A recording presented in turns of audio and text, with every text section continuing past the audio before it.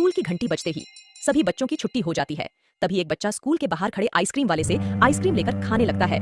गरीब बच्चा सोनू ललचाई आंखों से आइसक्रीम की तरफ देख रहा था। तभी वह लड़का कहता है, अरे भूखे नंगे, तू मेरी आइसक्रीम को ऐसे घूर घूर कर क्या देख रहा है? चल भाग भिखारी कहीं का। ऐसे कहते हुए वो लड़का सोनू को धक्का दे देता है। सोनू कुछ भी नहीं कहता और चुपचाप रोते हुए अपने घर चला जाता है।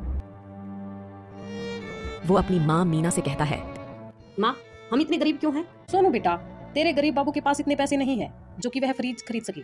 कुछ दिन बीत जाते हैं। एक दिन सोनू की माँ ने सोनू को 2 रुपए देते हुए कहा, बेटा, आज गर्मी बहुत है, हम बर्फ का ठंडा पानी पियेंगे। सोनू ने कहा, माँ, मुझे शर्म आती है 2 रुपए की बर्फ लाने में। बेटा, तेरे बाबू जितना कमाते हैं सब घर खर्च हो जाता है, हम फ्रिज नहीं खरीद सकते। सोनू 2 रुपए लेकर बर्फ लेने चल पड़ा। इस बार दुकानदार अपनी बात पर अड़ गया। तू फिर आ गया 2 रुपए लेकर। इस बार तुझे बर्फ नहीं मिलेगी, जा कोई दूसरी दुकान ढूंढ ले। माँ, मैंने आपसे पहले ही कहा था 2 रुपए की बर्फ कोई नहीं देता। अगले दिन सोनू की माँ और बहन घर के बाहर बैठे हुए थे। तभी गली में ऑटो रिक्शा पर लदा एक फ्रिज आता है तो सोनू की बहन कहती है, लो, एक और पड़ोसी का फ्रिज आ गया। अपनी बहन की बात सुनकर सोनू बाहर की तरफ चल पड़ा। सोनू एक बड़ी सी फ्रिज की दुकान पर पहुंच गया। वहाँ बहुत सारे छोटे बड़े फ्रिज रखे हुए थे। उन फ्रिजों को देखकर सोनू का मन बड़ा खुश हो गया। अरे रामलाल, जरा देख दुकान के बाहर कौन लड़का खड़ा है। अरे ओ छोटू, क्या चाहिए तुझे? इतनी देर से दुकान के अंदर क्यों झांक रहा है?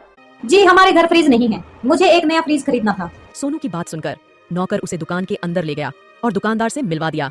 अंकल, मेरे पास पैसे नहीं है, मगर मुझे एक फ्रिज खरीदना था। दुकानदार ने एक फ्रिज की तरफ इशारा करते हुए कहा, यह लाल रंग का फ्रिज, इसकी कीमत 3,500 रुपए है। तुम्हारी जेब में कितने पैसे हैं? अभी तो इतने पैसे नहीं है, लेकिन मैं इंतजाम कर लूंगा। क्या आप मुझे नौकरी पर रख सकते हो? दुकानदार कहने लगा, हम बच्चों को काम पर नहीं रखते, बड़े बड़े फ्रिज रिक्शा में लादने होते हैं। तुमसे फ्रिज तो हिलेगा भी नहीं, घर घर फ्रिज पहुंचाने भी पड़ते हैं। सोनू ने कहा, जी, मैं सब काम कर लूंगा। ठीक है, मैं तुम्हें नौकरी पर रखता हूँ।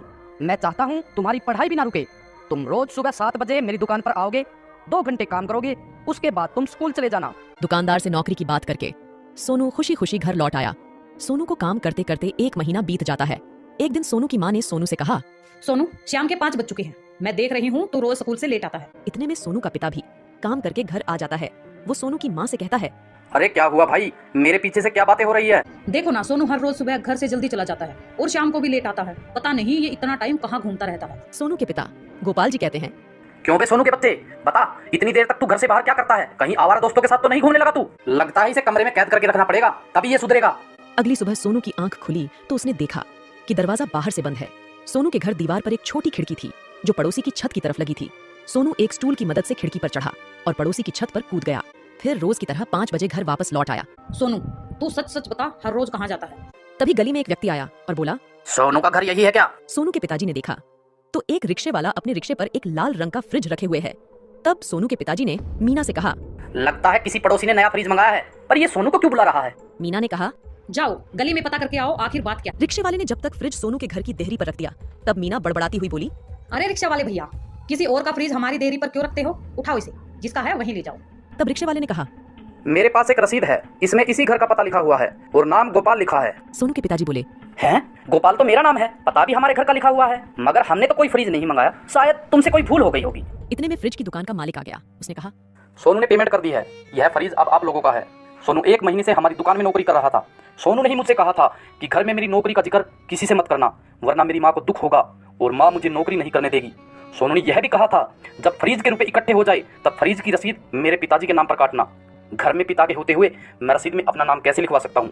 मैं भी मोहल्ले वालों को बताना चाहता हूँ कि हमारे पिताजी ने हमारे लिए नया फ्रिज खरीदा है। गली में भीड़ इकट्ठी हो चुकी थी।